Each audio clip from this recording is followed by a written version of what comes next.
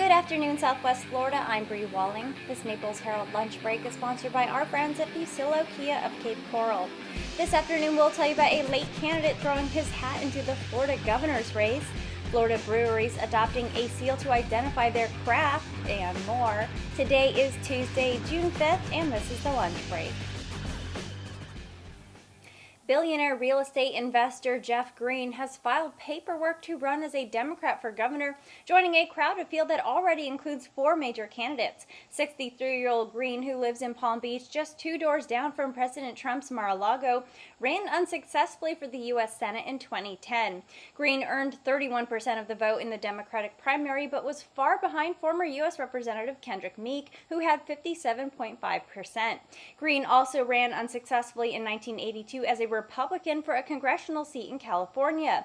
With 2 weeks before the start of former qualifying for state races, Green opened a campaign account on Friday in a primary that includes former U.S. Representative Gwen Graham of Tallahassee, former Miami Beach Mayor Philip Levine, Orlando area businessman Chris King, and Tallahassee Mayor Andrew Gillum.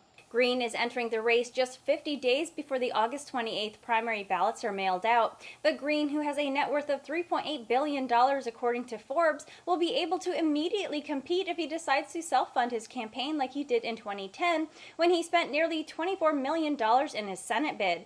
Levine and Graham have been the early leaders in the primary, although public polls indicate a large swath of Democratic voters remain undecided. The winner of the August 28th Democratic primary for governor will face the winner of the Republican primary, where Adam Putnam and Ron DeSantis are the leading candidates.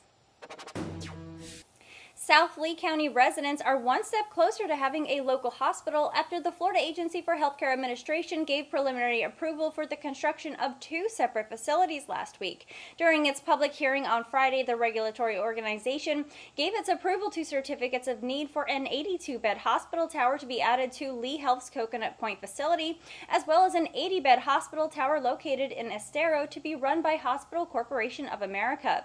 AHCA received about 550 letters supporting the construction of the Coconut Point location, many of which cited the booming population of South Lee County and the fact that 1/3 of the population is over 65 as important reasons to build a facility in the area. According to Mary Briggs, Public Relations Director for Lee Health, the Coconut Point location, which was originally a $140 million facility on a 33-acre site, had already been built with the addition of a hospital tower in mind, even after Lee Health's original application for a hospital facility at the Coconut Point was denied by the same state agency back in 2014. In an effort to show consumers which beers are authentically craft and not owned by big beer corporations, brewers across Florida now are using the Brewers Association's Independent Craft Brewer seal. As of June 1st, nearly 3,500 small and independent breweries have adopted the seal, with the number growing every week. Bart Watson, chief economist for the Brewers Association, said people feel comfortable knowing that their beer is coming from a local brewery, and the seal shows a certain quality of beer that consumers are looking for. More than 52% of craft breweries are currently using the seal, featuring a beer bottle shape flipped upside down, sending a message that craft breweries are demonstrating transparency within their companies, as well as helping local business across the Southwest Florida region. Craft beers and smaller breweries have exploded in popularity in recent years. In a March report released by the Brewers Association, Florida craft breweries had an economic impact of over $3 billion, 5th highest in the nation, as the state's 243 craft breweries pump out 1.4 million barrels of beer. And according to the Brewers Association database, 13 Southwest Florida breweries are using the Independent Brewer seal. For a comprehensive list of Florida breweries, you can check out craftbeer.com or brewersassociation.org, and to identify the truly independent craft beer breweries, don't forget to look for the seal.